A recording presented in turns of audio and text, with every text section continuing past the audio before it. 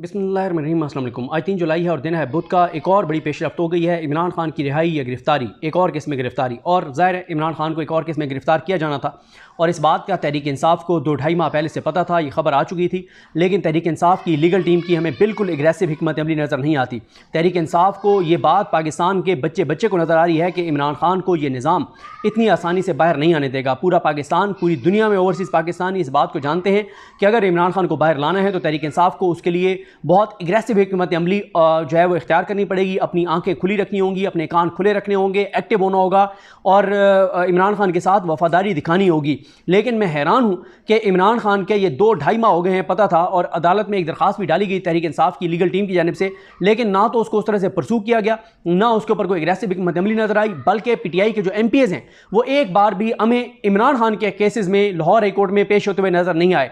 तहरीक इंसाफ के MNAs हों, MPs हों, टिकट होल्डर्स हों, वो इमरान खान के मुकदमात में उतनी बड़ी तादाद में नजर नहीं आते जिस बड़ी तादाद में उनको नजर आना चाहिए। क्या इन PTI के MNAs, MPs, टिकट होल्डर्स को लोगों ने वोट इसलिए दिए थे कि जब तुम मुंतखब हो जाओ तो जाके अपने MNAs, MPs हॉस्टल में मजे से रहो, अयाशियां करो और तुम गाड़ियां लो, प्रोटोकॉल लो और तुम उसके बाद जो है वो घूमो फिरो? इसलिए तो लोगों ने वोट नहीं दिए थे। लोगों ने इनको वोट दिए थे इमरान खान की रिहाई के लिए, पाकिस्तान के मसाइल कम करने के लिए, महंगाई कम करने के लिए, इन सारी चीज़ों के लिए। लेकिन जिन चीज़ों पर फोकस होना चाहिए उसके ऊपर PTI का कोई फोकस हमें उस तरह से नजर नहीं आता। और अब एक नया चीज़ शुरू हो गई है, जो PTI के पुराने रहनुमा हैं वो उधर से बयान दाग रहे हैं, इधर से PTI वाले जवाब दे रहे हैं, और इमरान खान का मामला तो बहुत पीछे चला गया हुआ है। इमरान खान के ऊपर तो बात ही नहीं हो रही।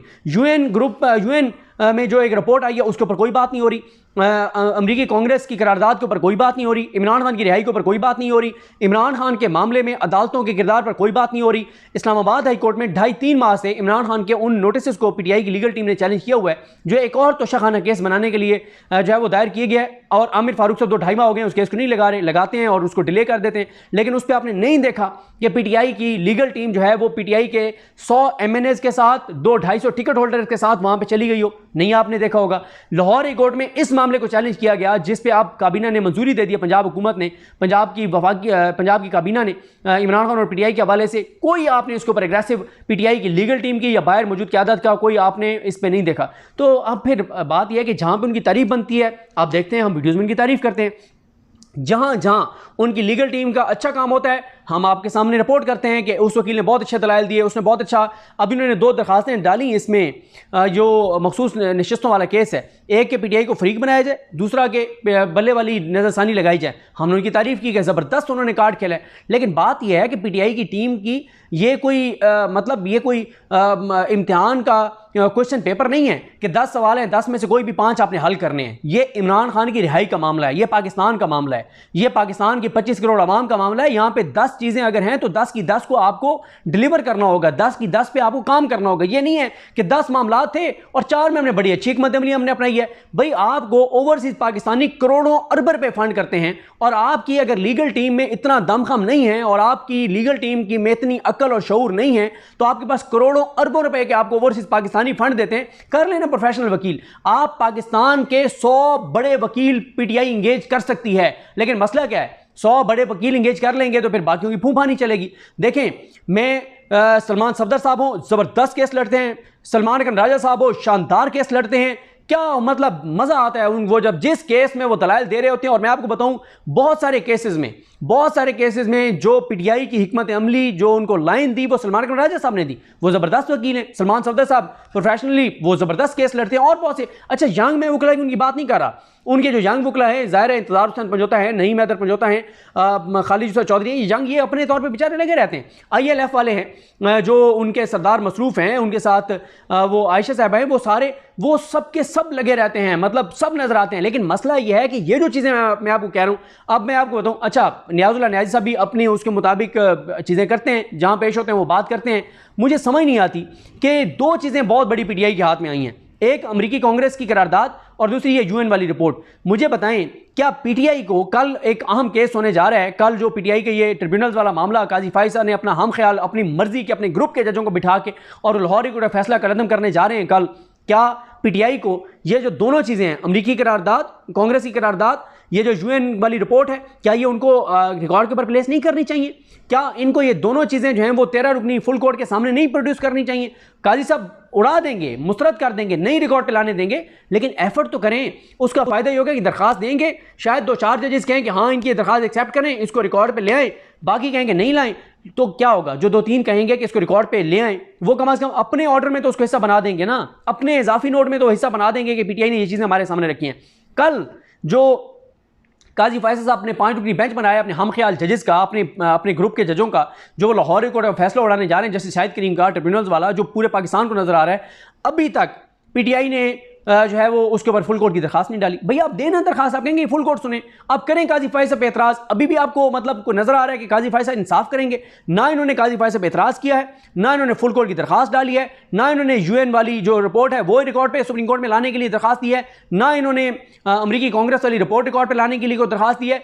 भाई कई चीज़ें ऐसी होती हैं वो शायद लीगली आपका पॉइंट ऑफ व्यू हो कि यार ये लीगली नहीं बनता, लेकिन यहाँ पे लीगली चीज़ें थोड़ी हो रही हैं, या आइन और कानून के मुताबिक चीज़ें थोड़ी हो रही हैं। यहाँ पे तो आपने जोर लगाना है, इमरान खान को बाहर लाना है, तो फिर आपको ये अंदरूनी लड़ाइयाँ ख़त्म करनी होंगी। अब मुझे बताएं कि दोनों कसूरवार हैं, जो पीटीआई के जो साबिक रहनुमा है वो भी जिम्मेदार हैं, मौजूदा भी, दोनों बराबर के जिम्मेदार हैं, दोनों कसर नहीं छोड़ रहे कि वो उधर से बयान दागे, ये इधर से जवाब दें, और मीडिया 70% टाइम जो है वो इनकी अंदरूनी लड़ाइयों को दे रहा है। और ना बजट पे बात हो रही है, ना महंगाई पे बात हो रही है, ना बिजली के बिलों पे बात हो रही है, ना आवाम की ख्वारी की बात हो रही है, ना तबाही की बात हो रही है, ना तनख्वाहदार तबके की बात हो रही है, किसी चीज़ पर बात नहीं हो रही।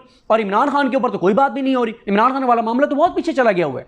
तो ये इनको क्या चाहिए? आप एक टॉक शो में जाते हैं, टॉक शो में आपसे कहते हैं जी आपकी अंदरूनी लड़ाई है, आप कहें अंदरूनी छोड़ें यार अंदरूनी लड़ाइयों को, क्या मुल्क में हमारे अंदरूनी लड़ाइयों की वजह से मुल्क आज हशर हो गया? आप बात करें ना, ये जो बिजली के बिल आए, ये मैं 100 बिल लेके आया हूं, ये आपकी टेबल पे पड़े, आप इस पर क्यों नहीं बात करते? ये नए टैक्स लग रहे हैं, आप इस पर क्यों नहीं बात करते? दूध के ऊपर, बच्चों के दूध के ऊपर टैक्स लगे, आप इसके ऊपर क्यों नहीं बात करते? मैं हैरान हूं कि पीटीआई वाले इतनी नॉन सेंस हरकतें कर रहे हैं, इतनी नॉन सीरियस हरकतें कर रहे हैं कि इनको एहसास और इदराक ही नहीं है कि इस निज़ाम को इमरान खान घुटनों पर ले आया है, आखिरी बार आपने करना है, और आप अंदरूनी लड़ाइयों में और इन चीज़ों में आपने मीडिया को मौका दे दिया कि 70% मीडिया कवरेज जो है इसके ऊपर, और हुकूमत जो है वो तो खुश है। और अब आप देखें कि जो इमरान खान पे नए केस की मंजूरी दी गई है, मैं आपको बताता हूं कि ये केस क्या है और किस तरह से है और कितना भोंडा और बोगस और घटिया केस है इस पे। और फिर अगर हाई कोर्ट में मामला टेकअप नहीं हो रहा, अब 184(3) डाल दें सुप्रीम कोर्ट में, होगा क्या? मुस्तरद हो जाएगी ना 184(3), नीचे तो केस के ऊपर कोई असर नहीं पड़ेगा, लेकिन नीचे दबाव तो बढ़ जाएगा हाई कोर्ट के ऊपर कि मामला सुप्रीम कोर्ट भी पहुंच गया है, और काजी फाइज इस पे दबाव बढ़ जाएगा कि 184(3) में मेरे पास मामला आ गया। और हो सकता है कि मंसूर अली शाह साहब और मुनीब अख्तर साहब दोनों एक पेज पर आ जाएं और कहें कि ये बिल्कुल 184(3) का केस बनता है, आप लेके जाएं हर मामला सुप्रीम कोर्ट में, मतलब आप अदालतों में हर मामला लेके जाएं। इन्होंने अभी तक पीटीआई की लीगल टीम ने जो यहाँ पे इन्होंने नैब के जो नए नोटिस हैं जिसमें इमरान खान की गिरफ्तारी डाली जानी है, ना उनके ऊपर कोई कुछ कर रहे हैं इस्लामाबाद कोर्ट में, ना लाहौर कोर्ट में इनकी एग्रेसिव हिकमत अमली है कि वहाँ पे ये कोई अर्ली हियरिंग की दरखास्तें डालें, वहाँ पे 100-150 जो इनके एमपीएस हैं, एमएनएज हैं, 200-100 एमएनए 100 एमपीएस उनको लेके जाएं, 500-600 इनके टिकट होल्डर्स हैं उनको इकट्ठा करें। जब तक एग्रेसिव हिकमत अमली पीटीआई नहीं अपनाएगी, इमरान खान 2 साल भी बाहर नहीं आएगा। इमरान खान अब ये अभी 8 जुलाई को फैसला आना है इद्दत वाला, अगर उसमें इमरान खान को कन्विक्ट भी कर देते हैं, क्या मतलब कन्विक्शन बरकरार भी रखते हैं कि जज कुदरतुल्लाह का फैसला ठीक था, तो फिर भी वो 1 महीने के अंदर अंदर वहाँ से इमरान खान की इस्लाम मुअत्तल हो जाएगी इस्लामाबाद कोर्ट से, उसके बाद तो उनको अंदर नहीं रखा जा सकेगा। लेकिन अगर इमरान खान अगले 1 हफ्ते में बरी हो जाते हैं इसमें से इद्दत केस में, उसके बाद तो इमरान खान के ऊपर कोई केस नहीं है, तो जो नए केसेस बनेंगे उसकी 100% जिम्मेदार पीटीआई की लीगल टीम है, पीटीआई की बाहर क़यादत है, और वो आपसी लड़ाइयों में लगे हुए, उनको खौफ है फलाना लीडर वापस ना आ जाए, फलाना रहनुमा वापस ना आ जाए, हमारी तो जो है वो फूफा खत्म हो जाएगी। ये इस वक्त इनके मसाइल हैं। अब आए ज़रा जो इमरान खान पर जो नया केस है, इसमें पंजाब की काबीना ने मंजूरी दी है और एजेंडा नंबर ये 11 था, और इसमें लिखा गया है कि काबीना की तरफ से दी गई मंजूरी में जो दी है उसमें किस चीज़ पे दी है। वो कहते हैं कि सेक्रेटरी दाखिला पंजाब ने काबीना को ब्रीफिंग दी कि कमिश्नर रावलपिंडी डिवीजन ने जीटीवी के रिपोर्टर रईस अहमद खान, वालिद अब्दुर्रहमान खान, अच्छा मैं इनको बड़ा इनका एहतराम का तल्लुक़ था इनके साथ, रईस के साथ, मतलब हम तो हमेशा हर रिपोर्टर को जो है वो सपोर्ट करते हैं कि ये मेहनत कर रहा है फील्ड में। मैं आपको पता है हमेशा रिपोर्टर की जंग लड़ता हूँ, रिपोर्टर की बात, मैं खुद एक रिपोर्टर हूँ, मुझे पता है कि शदीद गर्मी में रिपोर्टर्स काम कर रहे होते हैं, बड़ी कम तनख्वाहों पर काम कर रहे होते हैं, सारों के हमारी तरह के यूट्यूब चैनल नहीं है, बड़ी मेहनत कर रहे होते हैं, बड़ी ख्वारी काट रहे होते हैं, थोड़ी थोड़ी तनख्वाहें होती हैं। हमेशा हमने रिपोर्टरों को सपोर्ट किया और इस रईस को भी सपोर्ट किया। अंदाज़ा नहीं था कि ये इतना घटिया, नीच, गलीज और खबीस निकलेगा ये रईस रिपोर्टर जो है, और इस हद तक इस निज़ाम के हाथों इस्तेमाल हो जाएगा। इस निज़ाम को तो चाहिए होते हैं जिनको ये हड्डी डालें और उनको इस्तेमाल करें। अंदाज़ा नहीं था कि ये इतना घटिया और नीच इंसान निकलेगा ये रईस। अच्छा, इसके बारे में बताया गया है कि कमिश्नर ऑफ प्रिंट मीडिया ने जीटीवी के रिपोर्टर रईस अहमद खान व अब्दुर्रहमान खान की दरखास्त फॉरवर्ड की है। दरखास्त में मौक़िफ़ अपनाया गया है कि रईस अहमद खान 6 अप्रैल 2024 को अपने दीगर सहाफ़ी साथियों के साथ नैब रेफरेंस की समाअत के लिए अडयाला जेल रावलपिंडी में मौजूद थे कि इमरान अहमद खान नियाजी ने मीडिया से गुफ्तगू करते हुए आर्मी और अदलिया समेत रियासत के दीगर इदारों के सीनियर अफसरान के खिलाफ झूठे और इश्तियाल अंगेज़ इल्ज़ामात आयद किए। इमरान खान की गुफ्तगू और इल्ज़ामात में पाकिस्तानी इज़्ज़त और वक़ार को नुकसान पहुँचाने का बयानिया बनाने और अवाम को उकसाने के लिए मशरक़ी पाकिस्तान में 1970-71 में होने वाले वाक़यात को मुल्क की मौजूदा सूरत-ए-हाल से मुशाबियत दी। इमरान खान के बयानात और मीडिया टॉक का मकसद सियासी मकासद के लिए पार्टी के वर्करों को रियासी इदारों के खिलाफ उकसाना था। मजीद ये कि बैरिस्टर गौहर अली खान ने इमरान खान से मुलाकात के बाद अडयाला जेल के बाहर मीडिया टॉक में इमरान खान के इसी एजेंडे को दोहराया और इमरान खान नियाजी का जेल में सहाफ़ियों के सामने अपनाया गया मौका भी दोहराया। अगले पैराग्राफ में कि महकमा दाखिला पंजाब ने रईस अहमद खान की दरखास्त और दीगर मवाद काबीना के सामने रखा। दरखास्त के मतन और मुतलका मालूमात, दस्तावेज़ात, रिपोर्ट और काबीना के सामने रखे गए दीगर रिकॉर्ड का जायज़ा लेने के बाद काबीना के अरकान ने इस पर तबादला ख्याल किया और इस नतीजे पर पहुँचे कि इमरान अहमद खान नियाजी अपने दीगर पार्टी रहनुमाओं के हमरा न सिर्फ इस मौके पर दानिस्ता तौर पर रियासत के खिलाफ मनसूबाबंदी में मुलविस हैं, बल्कि इससे पहले भी कई मौके पर उन्होंने मुल्की वक़ार को नुकसान पहुँचाने के लिए तसलसल के साथ पाकिस्तान आर्मी को बदनाम करने की कोशिश की और उन्होंने मौजूदा सियासी सूरत-ए-हाल को 1971 के बदकिस्मत साने से तशबीह दी। काबीना इजलास में अरकान ने यह भी डिस्कस किया कि मुतअद्दिद बार मशरक़ी पाकिस्तान से तशबीह देकर इमरान खान ने मादर वतन को तोड़ने का आइडिया दिया, इसलिए इन मुल्ज़मान का अमल पाकिस्तान पीनल कोड आगे शिकें लिखी हुई हैं कि किस शिक के ज़ुमरे में आती हैं। उसके बाद कहा गया कि काबीना के फैसले में कहा गया है कि मजमूआ ज़ाब्ता फ़ौजदारी 1898 की शिक 196 रियासत के खिलाफ जराइम के हवाले से प्रोसिक्यूशन का तरीक़ाकार बताती है। काबीना के फैसले में शिक 196 भी शामिल की गई है। शिक 196 रियासत के खिलाफ जराइम की प्रोसिक्यूशन कोई भी अदालत उस वक्त तक पाकिस्तान पीनल कोड के चैप्टर या पाकिस्तान पीनल कोड की दफ़ात के ज़ुमरे में आने वाली काबिले सज़ा जराइम का नोटिस नहीं ले सकती जब तक वफाकी हुकूमत या मुतलका सूबाई हुकूमत कोई शिकायत ना करे या इन दोनों हुकूमतों की तरफ से कोई मजाज अफसर शिकायत दर्ज ना कराए। अगले पैराग्राफ में कहा गया कि काबीना के फैसले में अगले पैराग्राफ में लिखा गया कि काबीना को आगाह किया गया कि मजमूआ ज़ाब्ता फ़ौजदारी की शिक 196 की रोशनी में फ़ौजदारी कार्रवाई के लिए सूबाई काबीना की मंजूरी ज़रूरी है। प्रोसिक्यूशन डिपार्टमेंट ने मौक़िफ़ अपनाया कि मौजूदा हालात में महकमा दाखिला के प्रपोजल की हमायत की जाती है।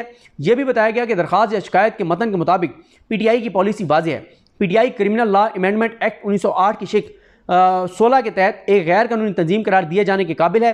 काबीना ने कहा है कि शिकायत में क्रिमिनल लॉ अमेंडमेंट एक्ट की शिक 17 को भी शामिल किया जाना चाहिए। आखिरी पैराग्राफ में कहा गया कि लॉ डिपार्टमेंट ने यह मौक़िफ़ भी अपनाया कि मजमूआ ज़ाब्ता फ़ौजदारी की शिक वाज़ेह करती है कि रियासत के खिलाफ होने वाले जराइम पर कोई अदालत उस वक्त तक नोटिस नहीं ले सकती जब तक वफाकी या सूबाई हुकूमत या इन दोनों हुकूमतों की तरफ से मजाज अफसर शिकायत दर्ज ना करवाए। तो ये जनाब अब है मामला। इमरान खान साहब पर ये एक और मुकदमा जो है वो दर्ज करने की मंजूरी सूबाई काबीना ने दी है और PTI वाले हाथ पे हाथ रख के बैठे हुए हैं। उनको ये टेंशन है फ़लाना वापस ना आ जाए, फ़लाना वापस ना आ जाए। उनको इमरान खान की कोई फ़िक्र नहीं है कि इमरान खान ने, और अभी मैं अगली वीडियो में ज़रा चेक करके आपको बताऊंगा कि 6 जुलाई के जलसा भी ये करते हैं, ये नहीं करते, क्योंकि अब तक जितने जलसों की इन्होंने तारीखें दी हैं हर जलसा इन्होंने कैंसिल किया है। मुझे तो ये भी लगता है कि 6 वाला भी कैंसिल कर देंगे और ये नहीं करेंगे, क्योंकि इस वक्त मैं आपको बताऊं कि PTI आज अगर इमरान खान अंदर है तो ठीक है, निज़ाम ने बहुत घटिया केसेस बनाए, गलीज और नीच केसेस बनाए और वो सारे आखिरी केस उसमें से रह गए जिसके विदिन 1 वीक फैसला इद्दत वाला। अब इमरान खान पर जो भी केस बनेगा उसके ज़िम्मेदार इमरान खान की बाहर मौजूद क़यादत होगी, इमरान खान की पार्टी के लीडर्स होंगे कि वो इतना दबाव नहीं बढ़ा सके।